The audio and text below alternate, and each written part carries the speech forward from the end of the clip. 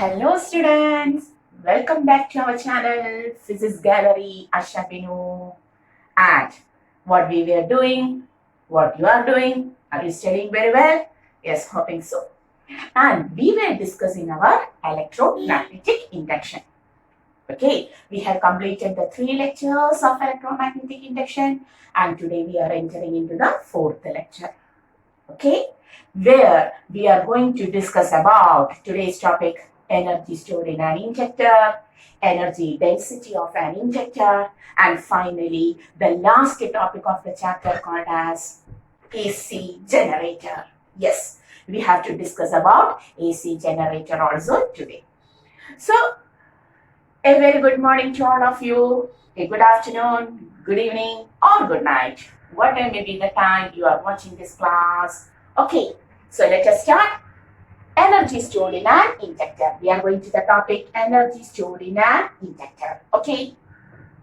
So, we have studied that whenever the magnetic flux linked with a circuit changes,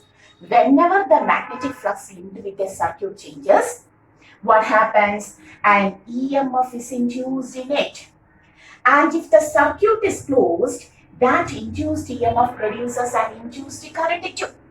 Okay, so the change in the magnetic flux linked with the circuit produces an induced EMF, and this induced EMF creates induced current also if the circuit is closed. And this is electrical energy. This is energy. That is, in order to create an induced EMF, someone has to do some work. And that work is stored as the energy of the inductor. Someone has to do, for example, we have moved the magnet towards and away from the solenoid containing circuit.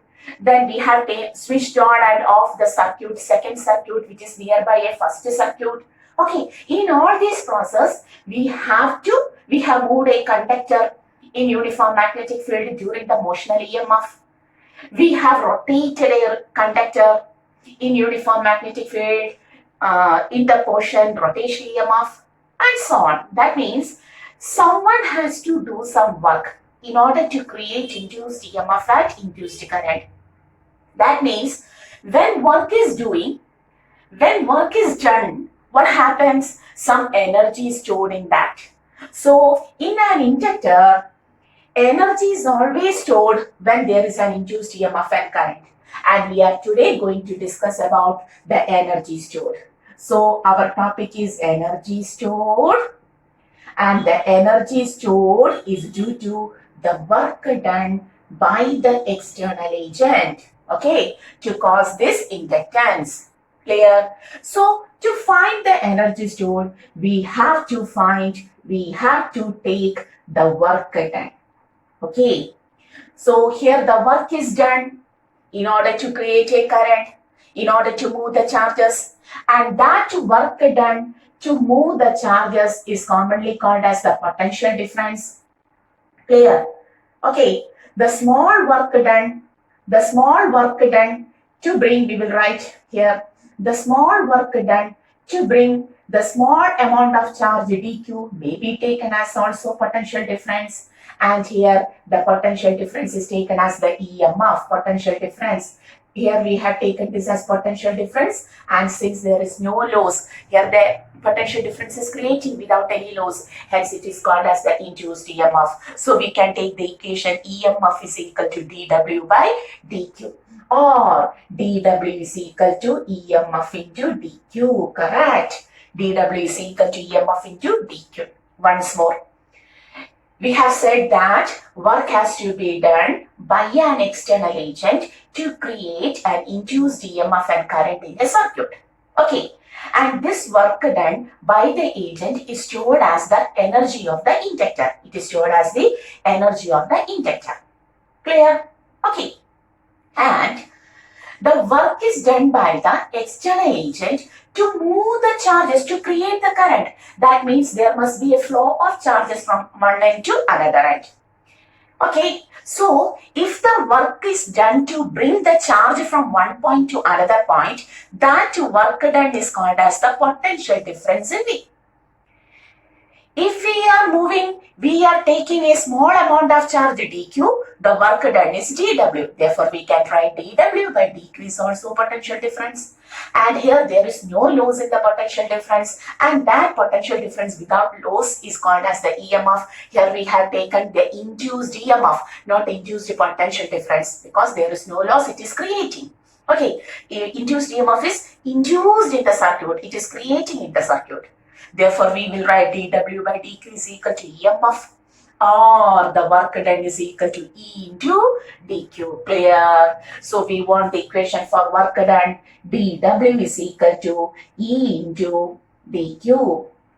Okay, and now what is the equation for induced EMF for the inductor of inductance L? Minus L di by dt. What is the induced EMF for the inductor? E is equal to minus L di by dt. Do you remember this equation? In the last class we have discussed it. In the lecture 3 we have discussed it in detail. Okay, so induced EMF of an inductor of self-inductance L is E is equal to minus L di by dt, where minus the sign shows the direction of induced EMF. Okay, the minus sign shows the direction of induced EMF. So whether we have to take the direction now, we want the work done. Work done is a scalar quantity. So we just want the magnitude. Putting the magnitude of induced EMF here, dW becomes L di by dt into dq. Correct? Into dq. Clear? And here the current is flowing. The charges are flowing, resulting in current. So we can write current I is equal to dq by dt. Good. Therefore, dq is equal to I into dt. Okay. May I write this dq as I dt? Clear? From the current electricity topic itself, we know I is equal to dq by dt. Therefore, dq is equal to I into dt. Okay. Substituting the value, now dw becomes L di by dt into I dt. Okay, cancelling dt, dw becomes L. Can I write this as I di? Okay, can we write this as I di? Now, the remaining topic here, I am writing the total work done. The total work done. Now equal to W is equal to integral of L I di. Integral of L I di. Or work done is equal to L is constant, integral I di from 0 ampere to I ampere. Correct. What is integral of I di? Tell me. I square by 2. You all know. So work done becomes L into I square by 2. From where this be obtained? Integral x raised to n dx is equal to x raised to n plus 1 by n plus 1. Similarly, I di integral is equal to I raised to 1 plus 1 by 1 plus 1. I square by 2. 0 to I means I square by 2 itself. Now this work done is stored as the energy. So what is the equation for energy? Half Li square. What is the work? What is the energy stored? Work done is equal to energy. Therefore, we can write energy is equal to half Li square. Okay, clear? Now the board is completely filled and there is no any order. So I am rubbing this. Once more we are going to write the energy stored in the inductor. Once more we are going to write the energy stored in the inductor because the board is completely filled. You don't get an order. Okay. So tell me, what about the energy stored? We have to find the energy stored in an inductor and we now understood the energy stored is equal to work done. It is equal to work done. Okay, so at first we have to find the work done. We have to find the work done. W by Q is equal to V, dW by dQ is equal to V or EMF or work done is equal to E into dQ, which work dW. We can write dW is equal to once more E into dQ. Okay, dW is equal to E L di by dt. We are not taking the minus sign because minus sign shows the direction Okay, for work done, we just want the magnitude. We just want the magnitude. L di by dt into dq. Okay, and what is the dq? I dt. Therefore, we will write this as L di by dt into I dt. Correct. Cancelling dt, dw becomes equal to L into I di. Okay, now the total work. Clear? Clear, dear students? We have to integrate L constant, integral I di from where to where? From 0 ampere to I ampere. Okay, then it becomes L into I square by 2. Okay, this work done is stored as the energy in the inductor. Therefore, energy stored in the inductor is equal to energy stored in the inductor becomes equal to half L I square. Okay, so what is the equation for energy stored in the inductor? The energy stored in the inductor becomes half L I square. Clear? Okay, now you can get the topic in order. Okay, so work done is equal to E into dq. Here that is given. dw is equal to L di by dt into dq. L di by dt into I dt, cancelling dt, L I di, integrating L into integral I di, I square by 2. Therefore, the work done becomes L I square by 2 and the energy stored is equal to L I square by 2, which is written as half L I square. So, what is the energy stored in an inductor? The energy stored in an inductor is half L I square. Now, it becomes clear to you. Okay, take the notes, energy stored in the inductor.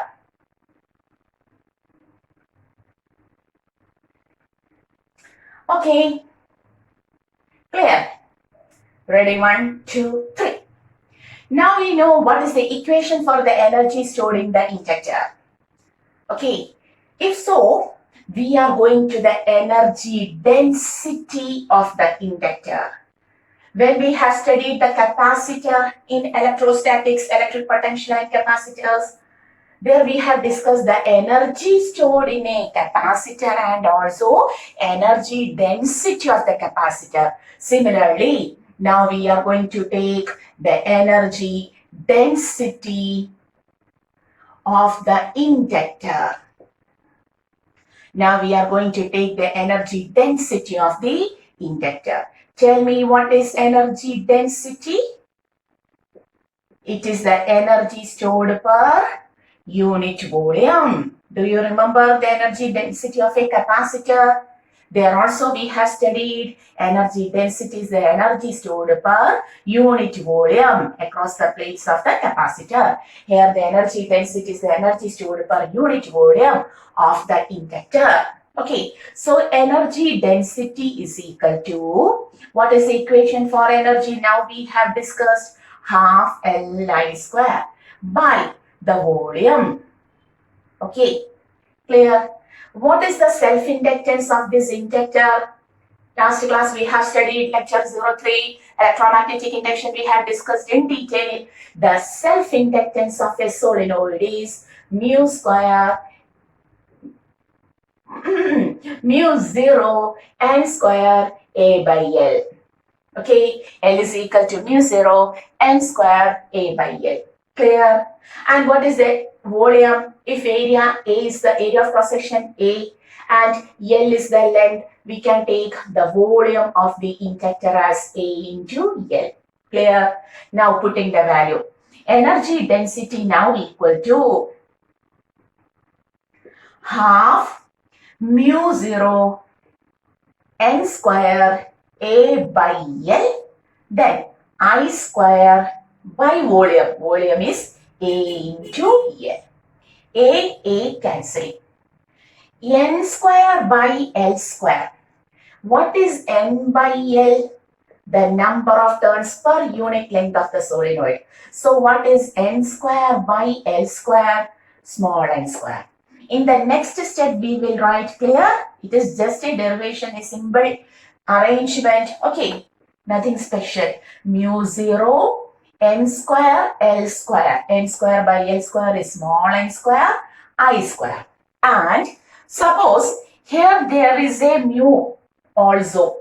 To bring in mu, we will take mu 0 on both numerator and denominator. Now this can be taken as mu 0. This is the equation. Now just on rearranging mu 0 into mu 0 square. Then it becomes mu 0 square n square I square. And we know mu 0 Ni is the magnetic field of the solenoid. Clear? To take the magnetic field of the solenoid, we have put the mu 0 on both the numerator and denominator. Now it becomes mu 0 square n square I square, which is equal to B square. What is the equation for energy density now? Now the energy density of the inductor becomes half. What is this thing? B square by mu 0. Important.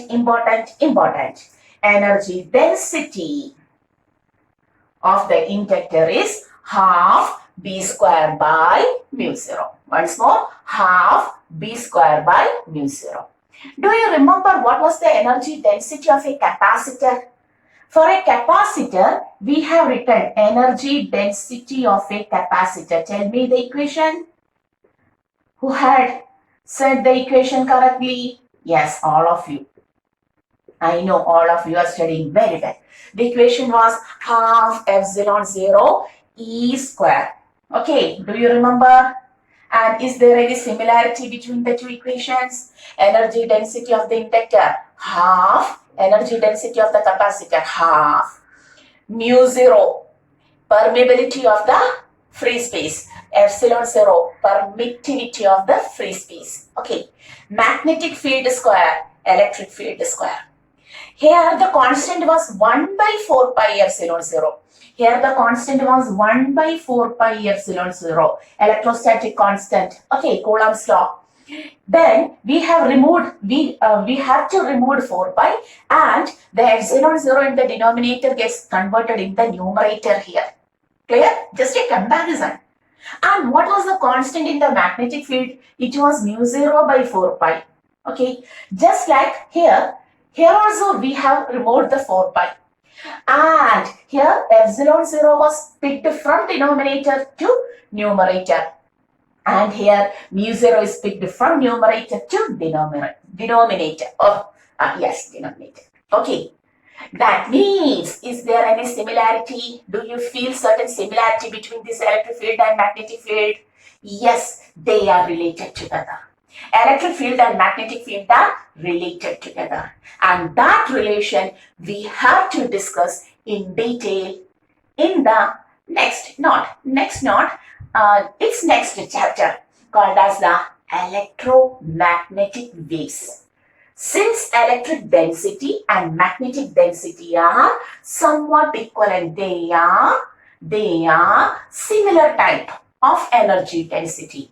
We give birth to, not we, it had obtained electromagnetic waves. We obtained the topic, the content called as the electromagnetic waves. Clear? So this is written only for a comparison between electric field and magnetic field. One more thing, in capacitor, the energy, in electrostatics, the energy density, there the energy is stored as the electric field. But here in inductor, the energy is stored as the magnetic field. Here the energy, in capacitor, the energy was stored as the electric field intensity, and in the inductor, the energy is stored in the form of magnetic field intensity. Clear? Okay, so we have to discuss about the energy density of the inductor. So what is the energy density of the inductor? Half B square by mu 0. Do you understood? So energy density is the energy per unit volume. Once more, energy density half Li square by volume. The self-inductance of a solenoid is mu 0 n square A by L. I square, volume is area into L. Then cancelling A and taking n square by L square together, we will get small n square. Then putting a mu 0 on both numerator and denominator, we will get the equation as energy density is equal to half b square by mu 0. Clear? And here the energy is stored as the magnetic field intensity. Clear? Okay, so we have discussed both the energy stored in the inductor and also the energy density of the inductor. Okay, take the notes.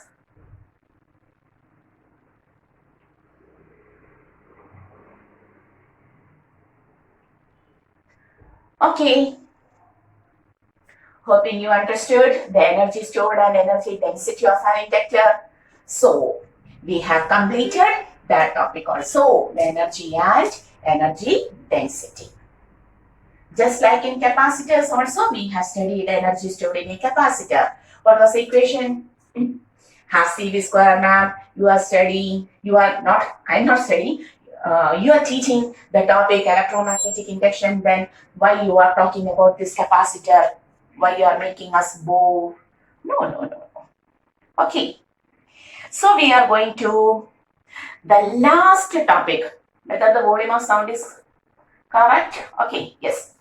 Now we are going to the last topic of the electromagnetic induction. That is the chapter called as electromagnetic induction. And the last topic is AC generator. AC generator. So what is the last topic of electromagnetic induction? It is AC generator. We are going to generate AC. What is AC? Alternating current. Okay, we are going to take alternating current. So what is alternating current? What is alternating current? A current, what is AC? It is a current which changes its direction.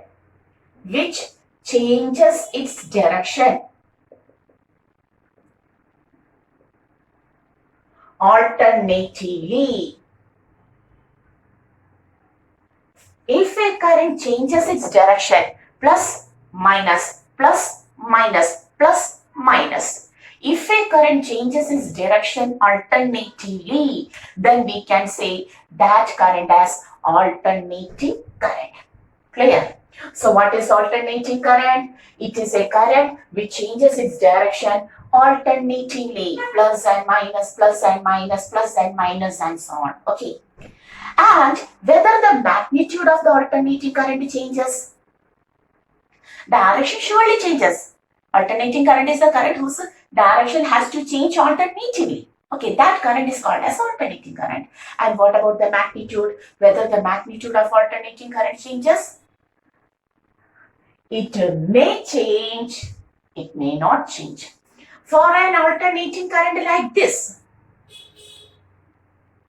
the magnitude changes from 0 to maximum, maximum to 0, positive part. 0 to maximum, maximum to 0, negative part. 0 to maximum, it is increasing, decreasing, increasing, decreasing, increasing, decreasing, both in positive and negative halves. Okay, so here the magnitude is changing.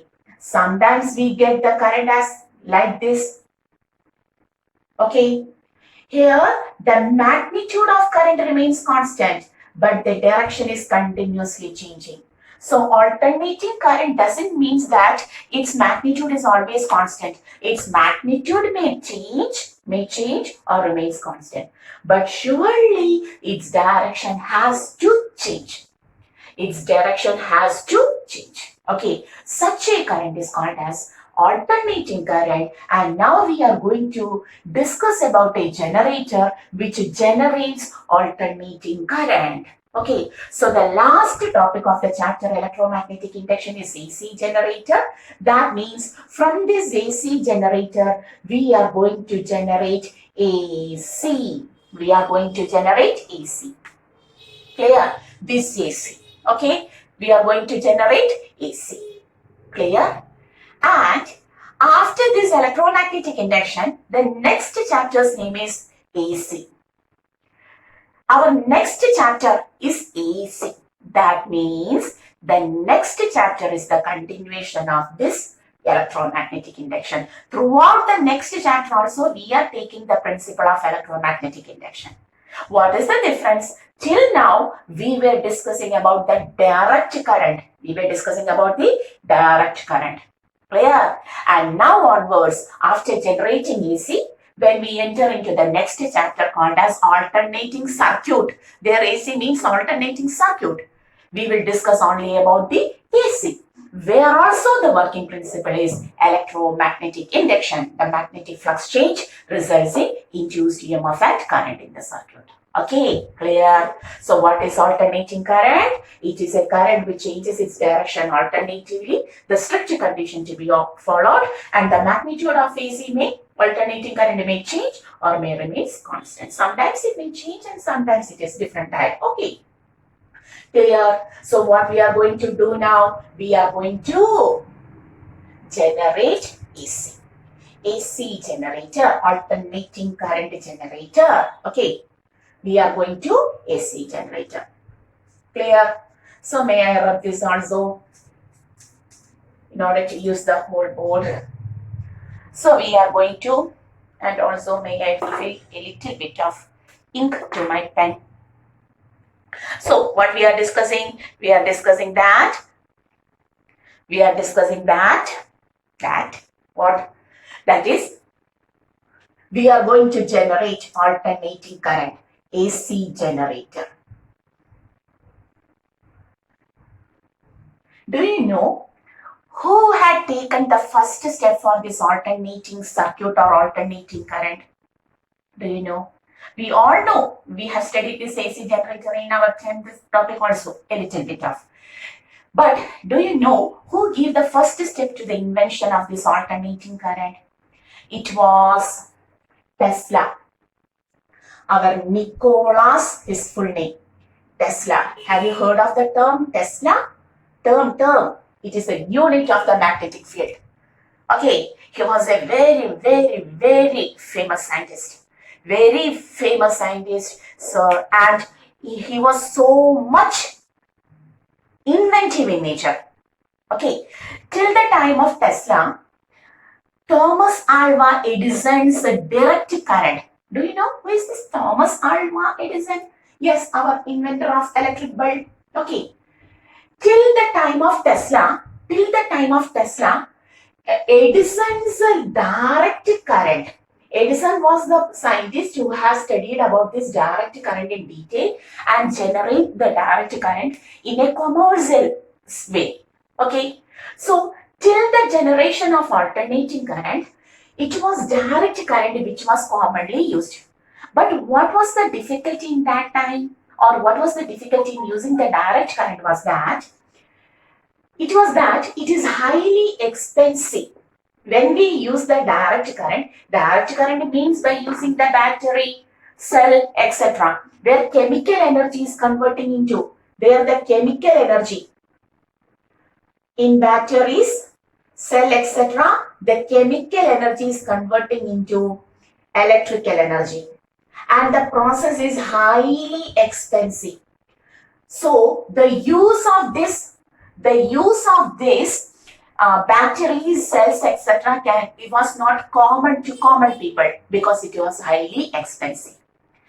Thereafter came our Tesla, and the Nikola Tesla's invention of that means the first step to the alternating circuit was a booming development in our world, because when alternating current has created, then it becomes common to all people. Okay, so we are very much thankful to Tesla so that we are using this much of electricity here. Okay, now. Okay, that is our hydroelectric power plant, our thermal electric power plant, nuclear power plant, all runs on the basis of this discovery taken by our Nikola Tesla. Clear? Okay. So we are so much thankful to our Tesla. And before Tesla, it was Edison who had invented the electric bulb. We know that. Okay. He also give a lot of experimental works in this direct current. But the thing was that it was very expensive. Okay. Now we are going to back, just an introduction. Now we are going back to our AC generator. Clear?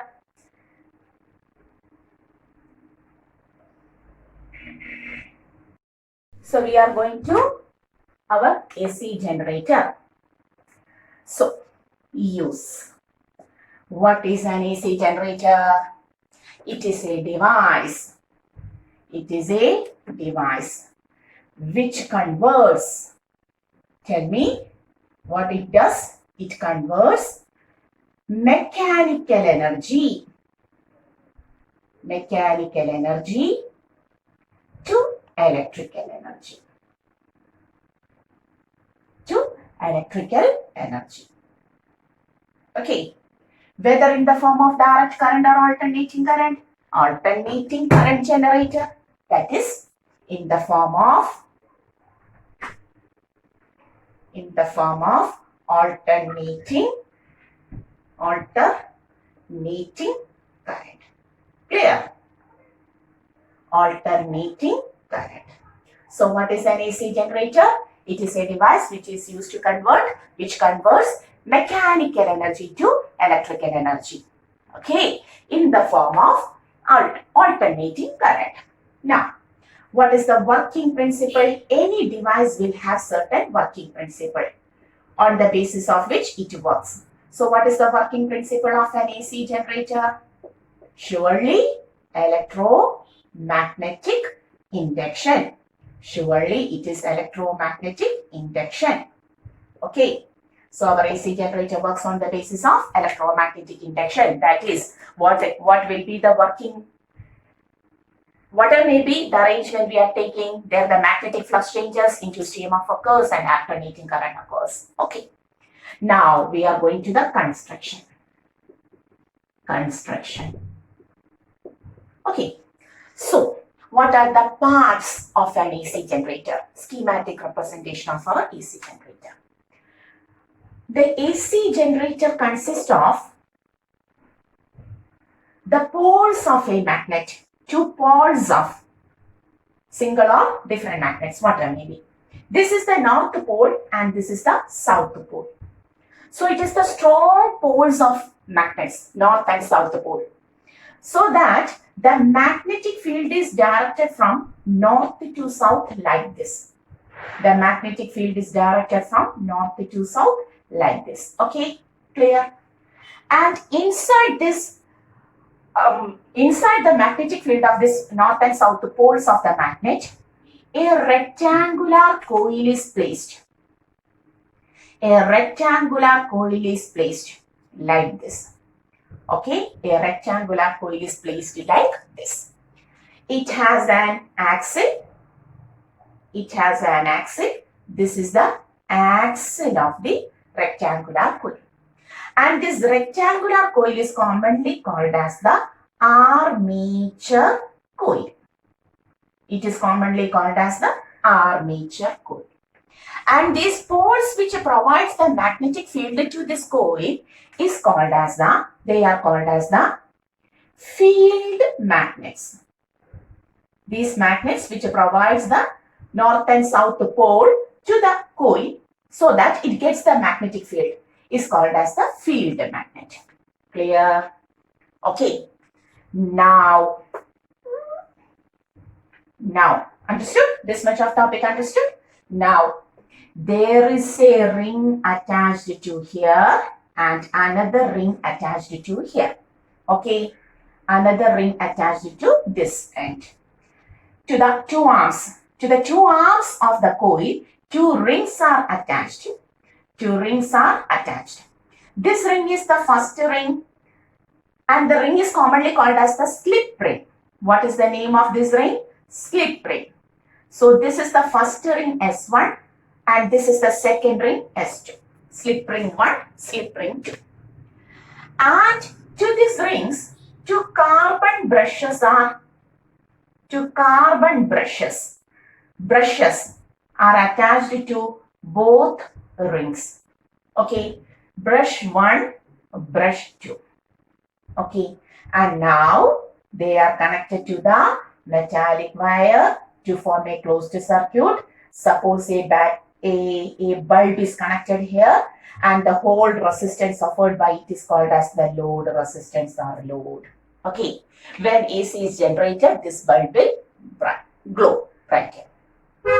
Okay, so everything is over. So what we are talking, yes, north and south pole of field magnets, which provide strong magnetic field, and moreover, in order to concentrate this magnetic field, a soft iron core is also placed inside this armature coil. What is the purpose of soft iron core? It concentrates all of the magnetic field. In the presence of soft iron core, which act as a temporary magnet, electromagnet, the magnetic field lines never disperses. They never dispersed out. All of the magnetic field provided by the north and south pole of the field magnet is concentrated to the armature coil by the help of this soft iron core. Okay, so what is this soft iron core? We will discuss that also. Okay, so there is a soft iron core. This is the soft iron core. We have studied the specialties of soft iron in our topic magnetism and matter. Clear? Okay, so this is the whole arrangement, the construction of our AC generator. So tell me what are the components or the parts, essential parts of an AC generator? A field magnet which provides the magnetic field, strong magnetic field. Then a rectangular coil. This coil may have several turns. Okay, not only one turn, the coil will have several turns. N turns will be present for this coil. Then there is an axle. And this axle, what is the purpose of this axle? By this axle, we rotate. By holding this axle is used to rotate the coil. We are rotating the coil by using this axle. Okay. Then armature coil, which have N turns. And there are two rings called as the slip rings S1 and S2, which is connected to the coil, and the rings are made up of copper. Both the coil and the rings are made up of copper. This is also copper coil, and the rings are also copper. But the brush is carbon brush. Okay, carbon brush is commonly taken. Now, what is the purpose? What we were talking? Yes, the coil will have N turns. There is a soft iron core placed inside a core is placed inside this armature coil in order to concentrate the field lines provided by the magnet. Then, what are the purpose of the slip rings? It is the slip ring which makes the arms of the coil always in contact with the brush. We are going to rotate the coil by using this axle. When the coil is rotated, these arms are also rotated. These arms will also rotate. If there is no slip ring and brush, what happens? Just listen. The coil, this is one of the arm, and this is the connection. When it rotates, when this arm rotates, what happens? This circuit also continuously rotates. What happens? The whole circuit is rotating. Our bulb, the wire, everything will rotate. So in order to avoid that, what we have taken, the slip ring and carbon brush. Slip ring makes a contact of arm to the brush, and brush make a contact of slip ring to the circuit. Clear? So slip ring and brushes are used to have a contact, to make a fixed contact with the arms to the circuit. If there is no slip ring and brush, what happens? When the coil rotates, the whole arrangement rotates. When we see on the bulb will rotate like this. So in order to avoid that, we have taken the slip ring and the carbon brushes. Okay, clear? Understood? And this is the construction of our AC generator. Hoping you understood. Now we are going to the working.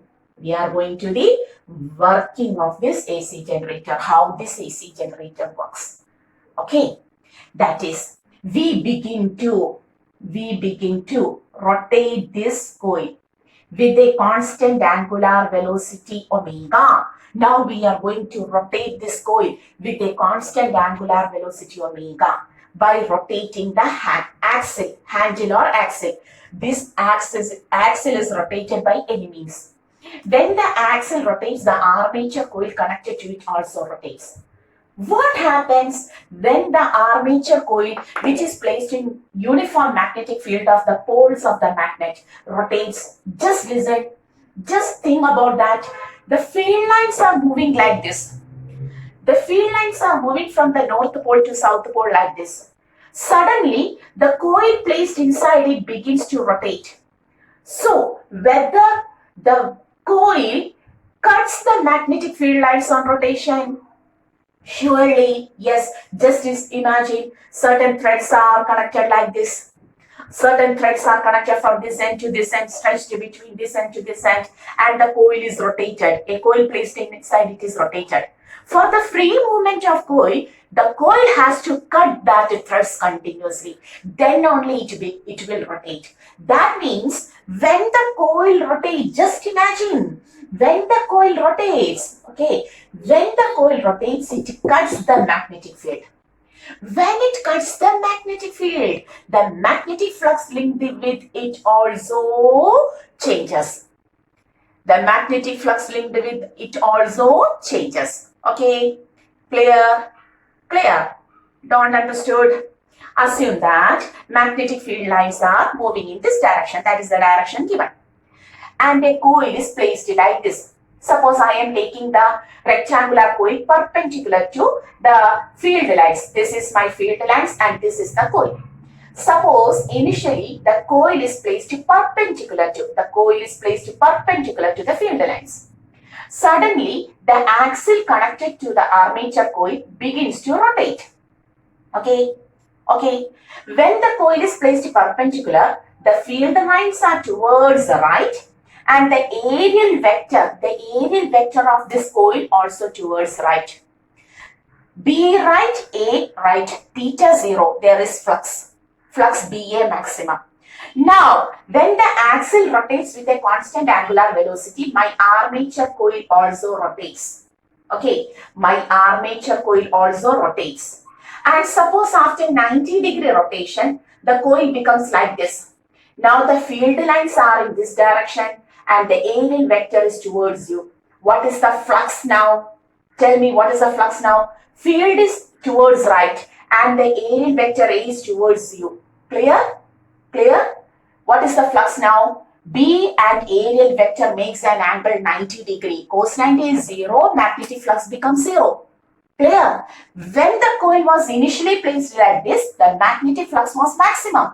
And when the coil rotates by 90 degree, the magnetic flux becomes minimum, because when the plane of the coil and the plane of this the whole structure becomes same, that is field lines, the plane of the field lines and the plane of the coil becomes same, what happens? Field line in this direction, area vector in this direction, 90 degree, cos 90 0, magnetic flux which is equal to B dot A, BA cos theta becomes 0. It means that when the coil rotates by an angle 90 degree from this position to this position, from this position to this position, what happens? The flux decreases from maximum to minimum. Magnetic flux linked with the coil changes, even for a 90 degree rotation, even for a very small angle theta. When the coil is rotated by a small angle theta, even for a small angle theta, the magnetic flux linked with the coil changes. Understood? Clear? Whether I have to tell it once more? Sorry, some sound. Okay, this is my book, classmate book, very good book. Okay, what we are taking? This is my armature coil. Okay, initially my coil is placed like this. Okay, my coil is placed like this and the field lines were moving like this.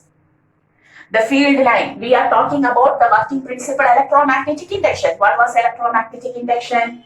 Flux of phi is equal to B dot A. When we convert B dot A, we will get B A cos theta. And as the angle theta between B and A changes, we know the flux changes. When the flux changes, induced EMF and current is changed. Okay, we are going to take the flux. Initially, the plane of the coil is like this and the field lines are moving like this. Okay, the field lines are moving like this. What is the aerial vector? Aerial vector perpendicular to the given surface area. Field lines also in the same direction. So what happens? Theta is 0. Theta is 0. Cos 0 is 1. Flux is maximum. So when the coil was placed like this, the flux is maximum. Now what happens? I rotate my coil by 90 degree. Okay, I rotate my coil by 90 degree. Now this is the plane of the coil. It is facing me. It is facing you. Okay, this is the, this is the face of the coil now. Good flower. Okay, so what happens? That is, now the aerial vector, listen here to my armature coil, not on the book. Okay, so this is the plane of the armature coil now. When it rotates by 90 degree, this is the plane of the armature coil now. Aerial vector towards you, but still the magnetic field is like this, okay? Aerial vector towards you and the direction of magnetic field is like this. What is the angle between aerial vector and magnetic field? 90. Cos 90 becomes 0. What does it mean? The flux decreases to 0. Okay, that means when the coil was placed like this, the flux was maximum. When the coil rotates by 90 degree, the flux becomes minimum. If so, when the coil again rotates by 90 degree, the coil is again rotated by 90 degree. Okay, now this is the aerial vector. This is the surface area and the aerial vector is in this direction. Field is also in this direction. Again, theta 0, cos 0, 1, flux maximum. Rotated by 270 degree. Now it becomes 270 degree. Clear? Aerial vector towards you. Field like here. Flux is 0. Theta is 90, cos 90 is 0, flux becomes 0, again flux minimum. And now, aerial vector towards me or aerial vector in this direction, field in that direction. Okay, theta 0, cos 0, 1, maximum. That means when the coil is continuously rotated, okay, what happens for each 90 degree angle? The flux changes for minimum to maximum. The flux continuously changes. Do you understood now? What happens when the coil placed in the armature coil placed in the magnetic field like this is rotated? The flux continuously changes from minimum to maximum or from maximum to minimum for each 90 degree of rotation. Clear? Okay, understood. That is, the flux continuously changes. Clear? So, flux, what is the value of flux? Flux phi is equal to BA cos theta. If there are n turns, always we will take n turns of the coil because we have to generate a lot of alternating current in a single time itself. Okay, in a single process itself. So, we will take a large number of coils because each coil will change its flux. And as the number of turns of the coil increases, the magnetic flux change also increases, induced EMF increases, induced current increases. So, suppose we have taken n turns, we have to write this as NB dot A. Flux phi is equal to NBA cos theta. Angular velocity omega is given. What is angular velocity? Omega is equal to angular displacement by time or theta is equal to omega t. Now the flux becomes clear. We are writing the, tell me, the working. Clear? So, on substituting this value for theta, the flux becomes, now we are going to the flux. Flux phi is equal to NBA, another thing. Flux phi is equal to NBA cos theta. Okay. Cos theta becomes cos omega t. Substituting the value of theta in this equation, the flux phi becomes NBA cos omega t. Understood? Are you coming with me? Okay. Now, as the rotation continues for each 90 degree rotation, the flux moves from, or the flux changes from minimum to maximum or maximum to minimum. So, the flux changes. It creates an induced EMF. We will write the induced EMF. The induced EMF E is equal to minus d phi by dt. Clear? The flux continuously changes on rotation. So we will write d by dt of NBA cos omega t. Clear?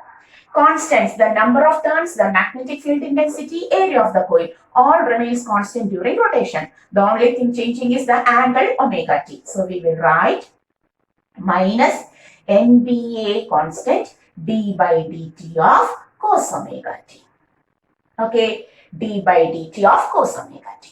What is d by dt differential of cos omega t? Maths. It is, do you know? It is minus sine omega t. Okay, what is the differential of cos theta? Minus sine theta. What is the differential of cos omega t? Minus sine omega t into omega. Okay, hoping you understood. This is a mathematical equation. Differentially, as you know now. What is the differential of cos omega t? sorry. Minus sine omega t into omega. Inner derivative. Now, minus of minus becomes plus. Now, we will write induced EMF becomes NBA omega sine omega t. NBA omega sine omega t. Where n is constant, number of turns of the coil, whether it changes on rotation, never. If there are 1000 turns, the 1000 turns will be there after complete rotation also. Whether the magnetic field intensity provided by the poles of the magnet changes, no. Whether the area of the coil changes during rotation, no. And we are providing a constant angular velocity to this axis. So omega is also constant. That is, the whole term is constant, and that the constant terms are now taken as E0 sine omega t. What is E0? Where E0 is equal to NAB omega or NBA omega. NBA omega. Okay, so E is equal to E0 sine omega t. Okay, this EMF is called as alternating EMF. Clear? Why it becomes alternating?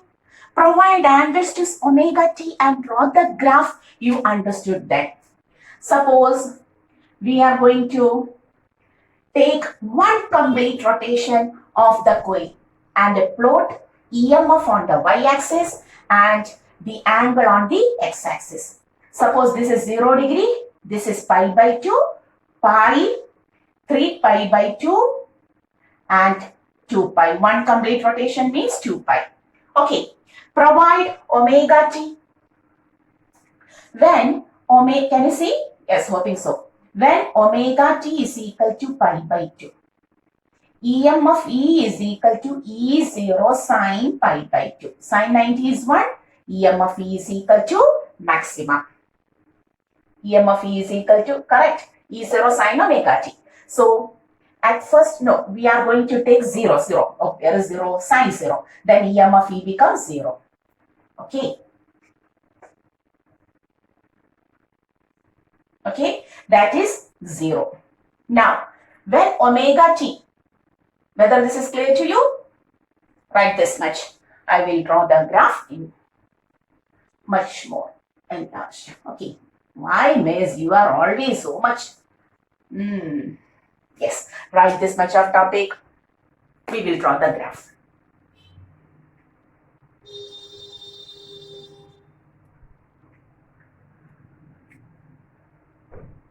Okay. Hoping you have drawn the figure, everything. What is used? It is a device which is convert mechanical energy to electrical energy in the form of alternating current. The working principle is electromagnetic induction itself. Construction consisting of a strong magnet which are called as field magnet, which provides strong magnetic field. Armature coil having an axle which is rotated with a constant angular velocity. Then there is a soft hand core. There is a soft hand core which is used to concentrate the radial field lines. Slip rings, then which are made up of both the armature coil and the slip rings are made up of copper coils. Carbon brushes, both the slip rings and brushes are used to make a permanent contact with that of the arms of the coil with that of the circuit without any rotation for the circuit. Okay, then what happens? Then the working. So now we are going to rub this portion. Okay, and we will draw the graph in detail. So, what we were taking, we were going to plot a graph of, EMF versus angle for one complete rotation. 0. This is pi by 2. This is pi. This is 3 pi by 2. And this is 2 pi. Okay. Okay. Or you can take the time period. For one complete rotation, the time is called as time period. So this is T by 4. You may take the time period also. So this is T by 4. Then this is clear? T. Do you understood? What is one complete time? This much to this much is T. T by 2. Then 3 by 4 T. And a complete T. Time period. The time taken for one complete. What are you saying? You don't know what is time period and so on? Yes, you know everything. Miss, why are you always like talking like this? Okay, whatever may be. So we are going to take the EMF. So suppose in our equation E is equal to E0 sin omega t. If omega t is equal to 0, sin 0 is equal to 0, EMF E is equal to 0. That means EMF starts from this point. EMF starts from which point? This point. Okay. Now, when omega t is equal to pi by 2, when omega t is equal to pi by 2 or time is equal to t by 4, what happens? Sin pi by 2. Sin 90 is equal to 1. EMF becomes E0 sin 91. That is maximum. EMF becomes maximum.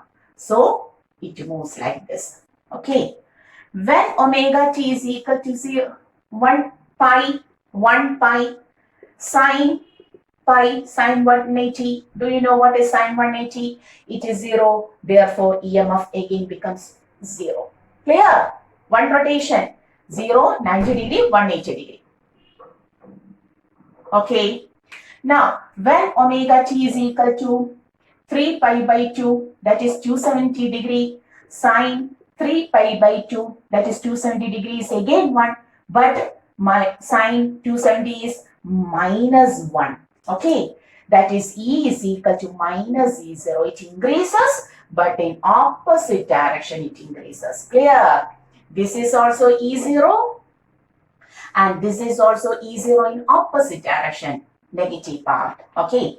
Then when omega t is equal to 2 pi, that is 360 degree, sine 360 degrees again 0, EMF is equal to 0. Okay. One complete rotation is over. What is the graph? Whether it is DC? No. Surely it is of AC, which continuously changes its direction, positive half and the negative half. And here the AC also continuously changes its magnitude also. 0 from 0 to maximum, maximum to 0, 0 to maximum, maximum to 0 and so on. Okay, this type of EMF produced, which continuously changes its value and direction. Value is not at all a must condition, but in this AC generator, both the magnitude and direction are continuously changing. This type of EMF, which changes its direction continuously, is called as alternating EMF. This EMF is called as alternating EMF. And thus, we have developed alternating circuit. By taking the resistance of the circuit, we have taken a load in the circuit, and taking the resistance of the circuit, we will write here. By taking the load in the circuit, we will take alternating current also. Alternating current. How to take current? I is equal to E by R. E is equal to E0 sin omega t by R. If E by R is I, E0 by R is I0, maximum. E0 by R, the maximum current. So the graph of current versus time, the current versus angle is also the same thing. Okay, the graph of EMF and current both will be same like this. Okay, if we take the load resistance also, we will get the current here. Both EMF and current is continuously changing its direction. Okay, and such a circuit is called as the alternating circuit, and the so formed EMF and current is called as alternating EMF and current. Draw. Okay, clear? So now we understood how Tesla for the first time created this type of alternating EMF. Okay, Nikola Tesla. And this was a very, very, very, very important invention also. Clear? So this was alternating circuit. Not a circuit, this is alternating current. And we have taken an alternating current generator. Hoping all of you understood what is this alternating current and how a generator produces alternating current, alternating EMF and so on. Okay. All of the hydroelectric power plant where waterfall structure is over. There is an axle in the armature coil. The water falls on the axle of the armature coil so that it rotates. Current is produced. In thermoelectric power plant, fuel, coal is used. Coal is burned. Heat energy is created. This heat energy is used to rotate the armature coil. Then nuclear power plant, their nuclear products are used to produce heat energy which passes through the water, gets converted to steam. The steam falls on the axle and what happens? It rotates and AC is generated. Okay, so this is how we generate AC. Okay, so hoping today's topic all of you understood very well and you will study very well also. Okay, and I am going to leave today's class. Until the next class, study well. This is our channel, Physics Gallery. Asha Binu. See you.